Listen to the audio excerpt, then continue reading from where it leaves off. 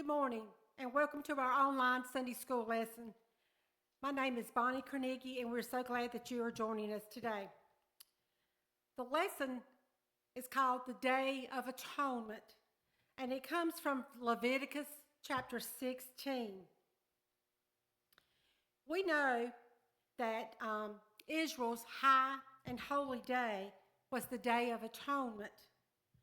Probably this was the most important day of the year for the Old Testament Jew. The Day of Atonement today would be called Yom Kippur. When you look at your calendar, that's what you'll see. This is when God graciously atoned for all the sins of all the people and gave the nation a new beginning. For those of us who have received Jesus Christ as our Savior, we can see in this ancient ritual a picture of what Jesus did for us on the cross. Just a little background information here. If you're not familiar with the first 5 books of the Bible, and I'm sure you are familiar with it, but there's a lot of information in those 5 books about the law that was given to the Israelites, about certain procedures and certain ways that they were supposed to do things. And God had an exact plan, and he gave those instructions primarily to Moses to give to the people.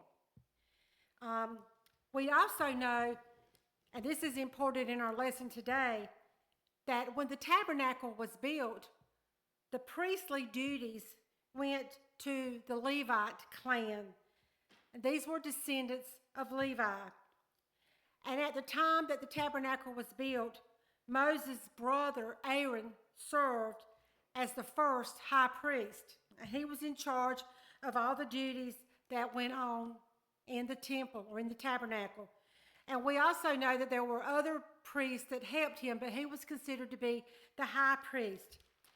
Aaron had several sons, 2 of them that we are primarily going to mention today in just a minute. Nadab and Abihu were the 2 sons that were assigned to help Aaron in the temple with some of the things, the tasks that had to be done. And if you go back and read in Leviticus chapter 10, you'll see where these 2 brothers did not carry out their duties exactly in the manner that the Lord had told them to do so. And they were consumed by fire from the altar. They were consumed and they died as a result of the fire. These 2 brothers offered what is known as unauthorized fire before the Lord. It's possible that the fire was considered unclean, and we'll talk about that in a little bit later. It was contrary to the Lord's command in the way that they handled the fire. But the fire did come out from the presence of the Lord, and it killed both of Aaron's sons.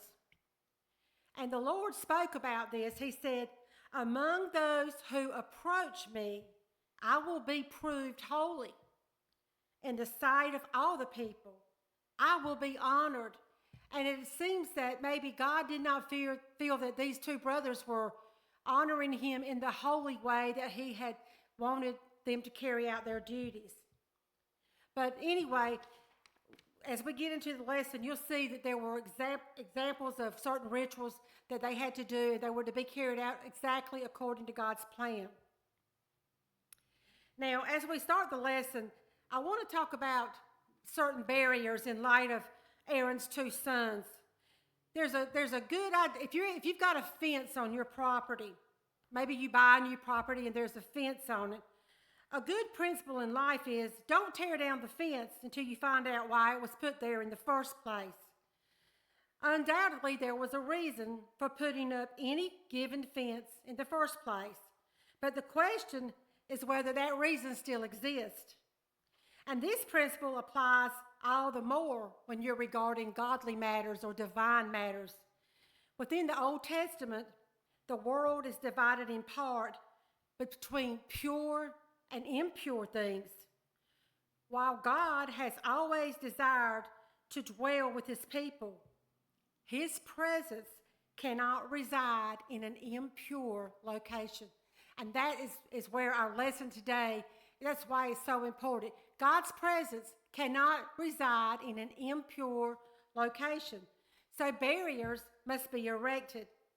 Today's lesson text describes how God addressed the problem of a sacred space and impurity in the Old Testament era. And we're going to go on right now and get into the lesson. And notice also, as we talk about the Day of Atonement, God established several feasts and holy days for the new nation of Israel. The Day of Atonement was just one of them. In the book of Leviticus, the Day of Atonement takes center stage among them. It was designated as the 10th day of the 7th month. And on a modern calendar like the one that we use, this would occur around the end of September or around the first part of October, early October. And the sacred space that was designated as most holy is the context for the actions taken on the Day of Atonement every year.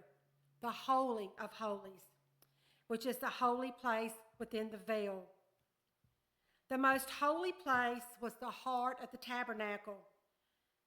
I don't know if you remember, but Moses was given specific instructions on how to build the tabernacle, the different places and the different areas. Some were used by the common man, you might say, but some were restricted to only the priest. And the most holy of holies, which was behind the veil, only the high priest could enter, and that was only once a year. The heart of the tabernacle was a sacred structure that God commanded Moses to build as a site for God's presence among the people. The lesson today begins with the Lord's instruction on how Aaron, the first high priest, was to discharge his duties when that sacred day came each year. God made it clear that the priest should not be afraid to serve, but that only the high priest was to enter the Holy of Holies. And that was just a one time of the year event. It wasn't a matter of human choice. It was a matter of divine appointment. Any priest who disobeyed would die. And I'm sure after the death of Nadab and Abihu, Aaron's two sons, who were also priests, I'm sure that some of the priests were probably scared to go into the temple and afraid they would do something wrong. I'm sure even Aaron himself, as the high priest, he had to have feelings about what had happened to his sons. And I'm sure that that event brought home the seriousness of God's commands in carrying out the Day of Atonement. Our scripture begins, as I said, in chapter 16 of Leviticus in verse 11. And it reads, "And Aaron shall bring the bullock of the sin offering, which is for himself, and shall make an atonement for himself and for his house, and shall kill the bullock of the sin offering, which is for himself." Now note here, there were lots of different types of offerings that were done by the Israelites, but this particular offering is a sin offering, and it's for Aaron himself and for his house. Atonement can mean many things. It can mean ransom, a payment of money. It can mean to pacify, or a word that we sometimes hear is propitiation. This is a Greek translation. This meaning fits with what the Day of Atonement provided, a means of escaping the penalty for one's sins by offering a substitutionary sacrifice. Now in verse 12, it says, "And he shall take a censer." Take note of this. "He shall take a censer full of burning coals of fire from the altar before the Lord, and his hands full of sweet incense, beaten small, and he'll bring it within the veil." Now the high priest, Aaron in this particular case, had to prepare himself carefully. And our lesson doesn't go into it today, but he had to wear certain clothes when he went behind the veil. He had to make sure that he himself was clean and pure. He had to be appropriately dressed before entering within the veil, meaning the curtain that separated the holy place from the most holy place within the tabernacle. Now, the burning coals of fire probably came from the altar of burnt offering. The altar of burnt offering was just inside the entrance to the tabernacle. It was in the front of the courtyard. Now, the deaths of Aaron's two sons, Nadab and Abihu, made it clear how necessary it was to follow God's instructions with great care and seriousness, because it was with these censers of coal that these two brothers neglected to carry out their duties properly. It doesn't really say exactly what they did wrong, but in some of the things that I read, it was suggested that possibly they let the fire go out. Now, I can't show you in the scriptures, but the Bible does say that the fire was never to go out. And some people believe that maybe they were scooping up coals from one altar and taking it to another to restart the fire. That's not anything that I can say for sure, because I don't know. But they did something wrong that God considered impure and maybe not so sacred, and the fire consumed them. The sweet incense that this verse mentions, the ingredients for that can be found in Exodus chapter 30, verses 34 through 38. But there were specific instructions for making it. It was made for God, not for people. It was a sacrificial item showing honor to God. The aroma permeated the area around the tabernacle and highlighted the uniqueness and separateness of the place.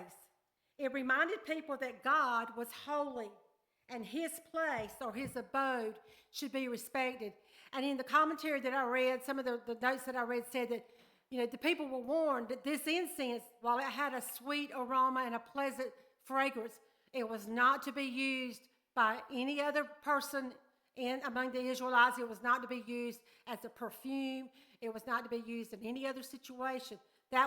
This incense was a sweet incense that was offered up to God. In verse 13 it says, "And he shall put the incense upon the fire before the Lord, that the cloud of the incense," I'm thinking the smoke or the vapor, "may cover the mercy seat that is upon the testimony, that he die not." The cloud of smoke created by the burning of incense is for Aaron's protection, since no one can see God's face and live. But that's in Exodus 33:20. We do know that Moses went up to the mountain and, the Lord told him to take off his shoes. He was standing on holy ground. You can read that as well in Exodus. But, the cloud of incense was to protect the high priest. The mercy seat was the elaborate cover of the Ark of the Covenant. It was topped with two angelic golden figures or cherubim facing one another with outstretched wings. And the ark represented God's presence among the people. Inside the Ark of the Covenant, we know, were the two stone tablets onto which Moses chiseled God's law. Stone tablets, in the translation we get when we translate that, is testimony. God's presence in the most holy place is what made it most holy. That's why the high priest could not enter it casually or carelessly. God must be approached on his terms and not ours. And today, that really struck me. Back in this era, when the Israelites were following all the rules and the law, all those things that they always failed and sinned at, it was important for them to know that they approached God on his terms, not their own. But today, like the Israelites, we often want to turn that around. We want to approach God on our terms. And you hear people all the time telling about all the many ways to Jesus Christ. We know there's only one way to Jesus, and that's through the blood. Without the sacrificial blood and the forgiveness of our sins, there is no way to Jesus Christ. And verse 14 says, "And he shall take of the blood of the bullock and sprinkle it with his finger upon the mercy seat eastward. And before the mercy seat shall he sprinkle of the blood with his finger 7 times. So this action was similar to what was to be done for other sin offerings. In those cases, the blood was to be applied to the altar of incense, which was located immediately in front of the veil that shielded the most holy place. Here, the blood was to be sprinkled on the east side of the ark of the covenant. Now, the tabernacle was situated facing east, and the eastward side is considered to be the front side. So he was supposed to sprinkle the blood on the eastward side. The high priest was also to sprinkle some of the blood 7 times on the ground directly in front of the mercy seat. This act represented the entirety of the most holy place being brought into contact with the blood of the sin offering. The number 7 represents completeness or perfection. The blood purifies any contamination or any impurities that might have existed. Now, in chapter 15, we're going to see that there's an atonement for many others, not just Aaron and his family or his line. Verse 15 says, "Then shall he kill the goat of the sin offering that is for the people, and bring his blood within the veil, and do with that blood as he did with the blood of the bullock, and sprinkle it upon the mercy seat and before the mercy seat. After having provided an atonement for himself and his family, the high priest prepared again to enter the most holy place, a second time on behalf of the people, the Israelites. This preparation involved killing one of the goats of the sin offering. There were 2 goats. They killed one of them. And if you look in 16:5, you'll see this mentioned. The first goat was slaughtered as an atoning sacrifice, cleansing the sacred precincts from the impurities of Israel's sins. Now, the other goat became the scapegoat. We've heard that expression, which was released into the wilderness. The priest would first lay hands on the goat's head and confess the people's sins over it. This was a symbolic transfer of the Israelites' sin to the animal. A person would then be charged with taking it out into the wilderness and releasing it so that it would return. The scapegoat, or the escape goat, and its destination represented the complete removal of the sins and impurities of the people. Do you see a correlation here between the goat taking on the sins of all the Israelites for us, and they escaped the punishment that they deserved, just as Jesus took on all the sins of all the world so that we would escape eternal damnation in hell and separation from God. The high priest was to follow the same procedure that he did in providing atonement for himself and his household. In the Bible, especially in Leviticus and Hebrews, in the Old Testament book of Leviticus and in the New Testament book of Hebrews, there are something called types and antitypes, kind of like the scapegoat in the Old Testament in Leviticus took on the sins of all the Israelites. And in the New Testament, Jesus took on all the sins of the world for all of us. It's called typology, and it's the study of how one thing serves as a pattern for another thing. And we do call it, in our society today, we call it type and antitype. Many Old Testament types foreshadow, we've heard that phrase many times, they foreshadow New Testament things. For example, Adam in the Old Testament was a type of Christ. He foreshadowed Christ when he came for us in the New Testament. You know, the Bible talks about the first Adam and the second Adam. And another type or antitype would be God's provision of water and bread and his deliverance of his people through the Red Sea. that foreshadowed communion and baptism under the new covenant. There are many more in comparing the book of Leviticus with the book of Hebrew. And we don't have time to get into all those, but if you go back and study those two books, you'll see lots of types and antitypes in the Bible. Verse 16 says, and this is our devotional verse, and he shall make an atonement for the holy place because of the uncleanness of the children of Israel and because of their transgressions and all their sins. And so shall he do for the tabernacle of the congregation that remaineth among them in the midst of their uncleanness. Now, if you listen real carefully there, it says, he shall make an atonement for the holy place. That's an inanimate object. We may wonder why the holy place would need atonement.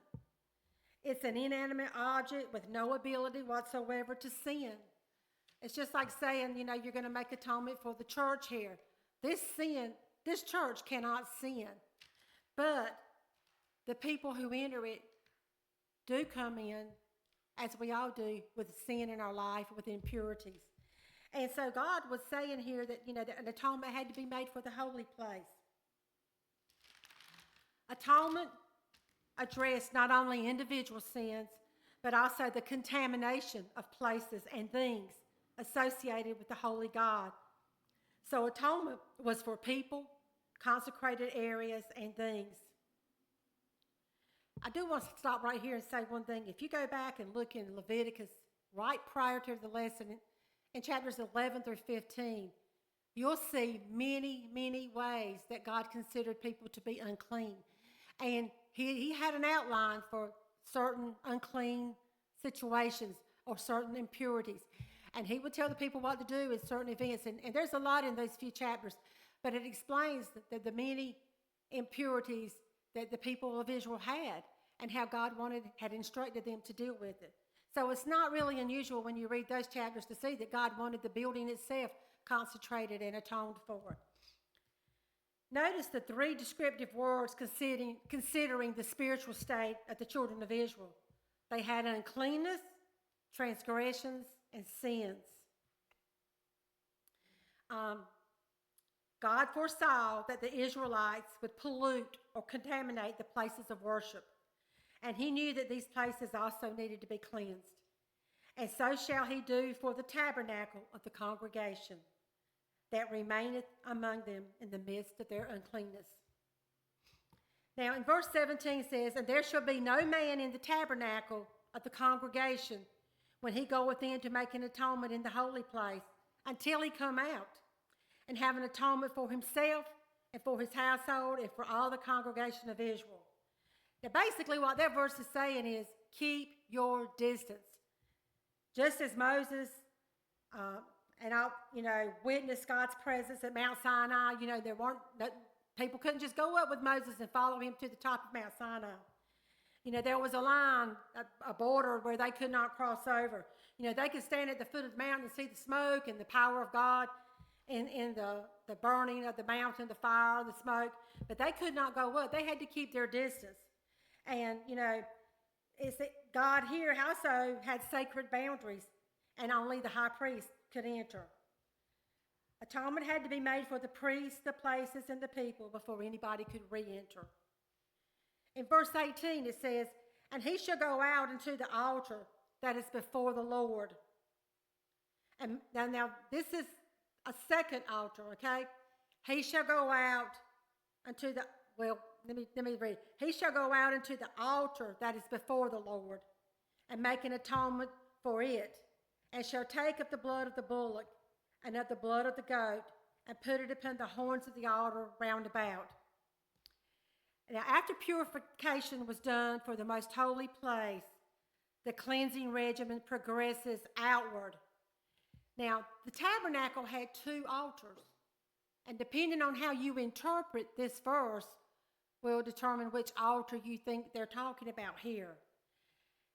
Now, the altar of burnt offering and the altar of incense. We've already talked about the altar of incense, which was in the most holy, near the veil, the most holy place.